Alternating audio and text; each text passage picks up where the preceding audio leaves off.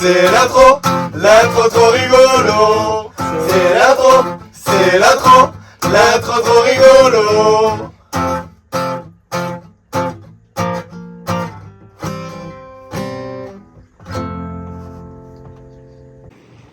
Coucou les enfants, c'est encore nous. J'espère que la première vidéo vous a plu. Voilà, nous on est arrivé à la Corogne depuis Santander mardi 17 septembre avant la nuit. Donc là on y est depuis 2 jours.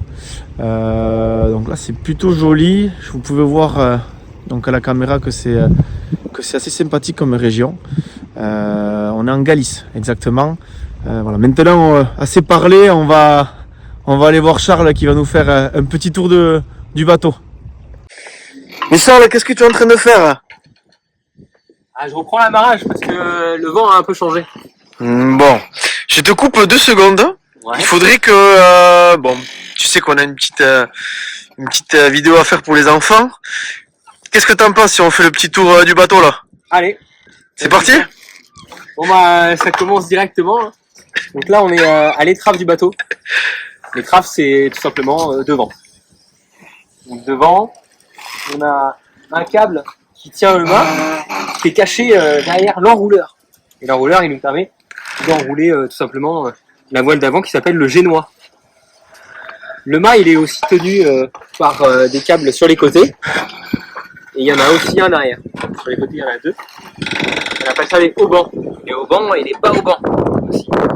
Et derrière le câble qui tient le mât s'appelle le patara. Et ce mât culmine à 11 mètres. Sur ce mât, on a une deuxième voile, qui est la voile principale, qu'on appelle la grand voile. Ici, elle est cachée derrière un taux, qui permet de la protéger des UV, de la pluie, et c'est vraiment pour la protéger et pour la préserver. Simplement pour les navigations et qu'elle soit la plus performante possible, qu'on puisse arriver où on veut au plus vite. Donc là, on la cache bien, et on ferme ça quand on navigue pas. Et sinon, on prend la drisse, et revient ici, et puis on la tire jusqu'en haut pour la monter. Ici, on a le radeau de survie. Le radeau de survie, bon, on n'a pas trop envie d'en parler. Parce que si on peut, on l'utilisera jamais. Mais c'est juste un radeau qui va se gonfler tout seul, en fait, avec une bonbonne de gaz.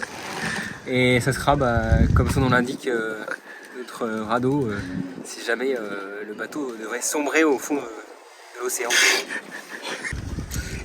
Donc dans le cockpit, on a quelques petits instruments qui vont nous aider à la navigation. À tribord, on a le compas qui va nous donner l'orientation et le cap qu'on fait avec le bateau. Et à bâbord, on a un speedosondeur qui est une double sonde qui va nous permettre d'avoir la vitesse du bateau et aussi la profondeur. J'allais oublier, mais on a aussi un autre instrument qui va nous permettre de se reposer un petit peu quand on est fatigué de barrer. C'est un pilote automatique.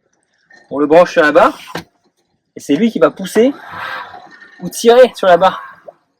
Et lui il va se repérer parce qu'il a un compas à l'intérieur, juste avec ça. Pour alimenter tout ça, il nous faut un petit peu d'électricité. Pas beaucoup, mais un petit peu quand même.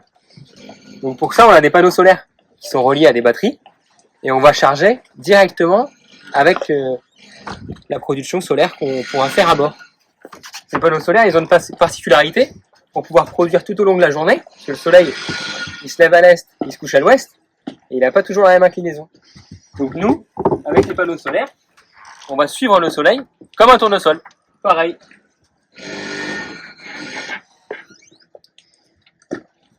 Hop.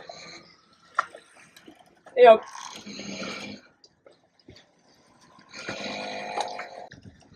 Et à l'arrière, on retrouve un autre élément de sécurité. On appelle ça la bouée fer à cheval. Vous aurez compris pourquoi. Et celle-là, elle peut être utile si jamais les filières n'ont pas suffi et que quelqu'un est passé par-dessus bord. Donc là, au plus vite, on la décroche, on lui lance et ça lui sert de bouée en attendant qu'on vienne le chercher.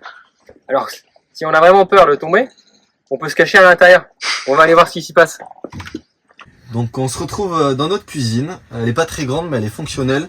On a ici un four avec une gazinière, et on a aussi l'intérieur du four où on peut mettre évidemment du poisson, des gâteaux, on peut se faire plaisir aussi de temps en temps.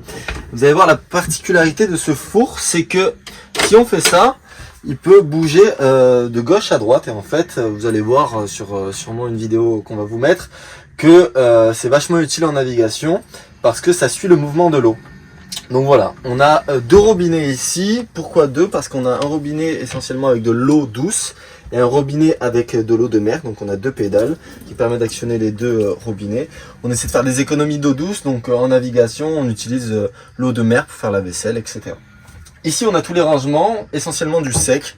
Vous comprendrez qu'on a pas de produits frais parce qu'on n'a pas de frigo.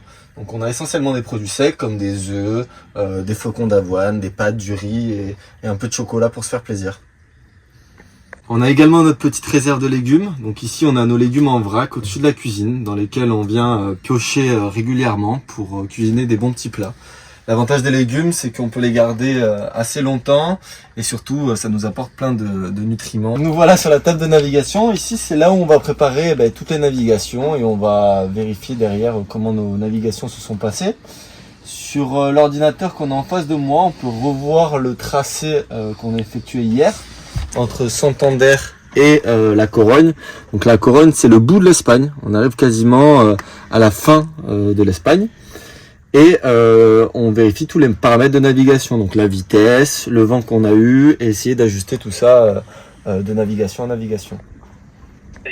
Donc ici on a notre radio VHF, c'est très important, on la laisse allumer en navigation, et ça va nous donner des informations précises sur la météo par exemple, ou s'il y a un problème en navigation, donc on l'a toujours allumé, et on peut nous-mêmes communiquer via ce téléphone et parler à la radio et exprimer un besoin ou parler des problèmes. Vigo Radio Channel 64, Coruña Radio Channel 61, Navia Radio Channel 62. Nous voilà dans le salon qui fait aussi office de chambre à coucher. On a deux couchettes ici, une à bâbord et une à tribord. On dort tous les deux avec Pétier. Pétier se situe plutôt ici et moi plutôt de ce côté-là. Voilà, nos lits sont pas très grands, ils font 70 cm chacun, mais c'est largement suffisant pour le bateau. Donc on arrive dans le meilleur couchage du bateau, il se situe derrière la table de navigation, et on appelle ça la bannette cercueil. Je vous laisse deviner pourquoi.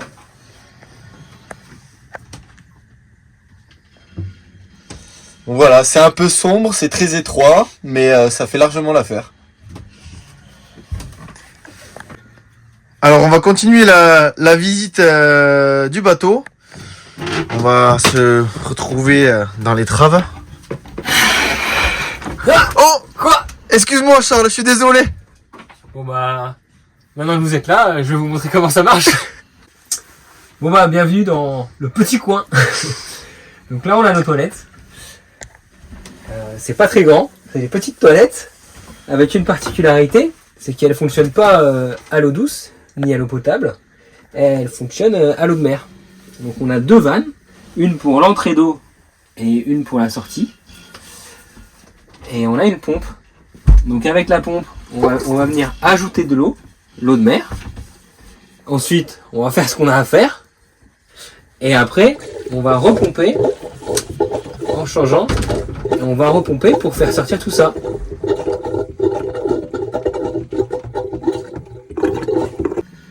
Donc le petit coin, il nous sert aussi à faire du rangement. Là, on a des petits placards avec des boîtes dans lesquelles on met nos habits. Pantalons, les serviettes, le bain, on a un peu tout. En dessous, on a nos chaussures. Et de l'autre côté, on a une penderie. On a les grosses vestes pour quand ça bastonne. Et devant, c'est l'étrave. C'est la plus grande des couchettes. Alors, elle est pas très grande quand même, hein. Mais on s'en sert pas mal pour ranger les choses. En dessous, il y a beaucoup de bazar et dessus, il y a un peu moins de bazar. Alors maintenant on va parler du traitement des déchets à bord, même si on essaie d'en avoir le moins possible. Ça commence déjà par l'achat des aliments. Donc on essaie d'aller dans les magasins de vrac. Du coup, c'est les aliments secs qui sont dans de grandes quantités. Où nous, on va y aller avec des bocaux. En fait, c'est des récipients qu'on peut réutiliser. Voilà, donc il suffit juste d'y aller avec le bocal vide. On récupère l'aliment sec en quantité et ensuite on le garde dans le récipient et on le met ici dans la cuisine. Alors maintenant, on va parler des légumes, très important. Donc nous, on a un grand sac. Du coup, pendant la navigation, ça peut balancer. Plutôt rigolo. Et on va laisser plutôt Alexandre nous expliquer comment on fait dans les magasins. Alors Alex, tu vas nous expliquer ce que tu es en train de faire. Allez, venez, suivez-moi. Le but, quand on fait les courses, s'il n'y a pas besoin de prendre de poche plastique, on va essayer de pas en prendre du tout. On va essayer de coller directement l'étiquette dessus, ça évite d'utiliser une poche pour rien. Donc on va aller juste un peu le long. On va faire ça. On va coller l'étiquette. Voilà, pas besoin de sac plastique. Et donc, pas de pollution. super. Alors qui dit déchets dit poubelle, même si on essaie d'en avoir le moins possible, on produit quand même des déchets. Donc on a une poubelle avec 2 compartiments.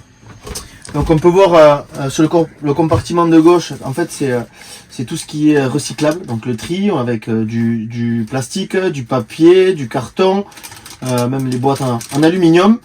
Et la partie de droite avec tous les déchets organiques, du coup qu'on peut produire avec les pots de fruits par exemple et le reste d'aliments que l'on a à bord. Voilà. Donc le but après derrière c'est d'arriver au niveau après les navigations au niveau du port, de trouver l'endroit qui est dédié au tri et aux déchets et on met du coup le bon compartiment dans la bonne zone de tri. Donc c'est fini pour cette vidéo, j'espère que ça vous a plu. On a essayé de vous montrer un petit peu notre environnement et notre chez nous pendant cette expédition. Pour ce qui est de la 3e vidéo, on essaiera de vous montrer une journée type à bord avec du coup le lever du soleil toute la journée jusqu'au coucher de soleil et peut-être un petit peu la nuit si on a l'occasion de vous le montrer. Voilà, maintenant place à quelques secondes de vidéo concernant la navigation de cette semaine. Allez, bon visionnage. Alors Petit à chaud, qu'est-ce qui vient de se passer les 3 dernières heures là? Alors, moment compliqué pour l'équipage à la sortie du golfe de Gascogne. Voilà, on a pris du 40 nœuds de vent de dos avec 3 mètres de houle et du coup on est arrivé en vitesse maximale à 14 nœuds, ce qui fait beaucoup pour le valeureux éole. Et on s'est mis en vrac, donc ce qui veut dire que le bateau s'est plié, s'est mis face au vent. Voilà, il s'est couché, donc on s'est tous accrochés les uns aux autres et puis on a attendu que notre valeureux éole se remette debout. Et Alexandre va vous montrer les dégâts à l'intérieur. Là les enfants, ce qui est intéressant de voir, c'est qu'on a rangé le bateau avant même de prendre la mer. Et malgré ça, vu qu'il s'est couché, c'est complètement le bazar. Il y a tout qui s'est renversé par terre. Donc arrivé en Corogne, on va avoir besoin de faire un bon coup de nettoyage. Alors bonjour les bons enfants. Alors qui dit déchets Dans le cockpit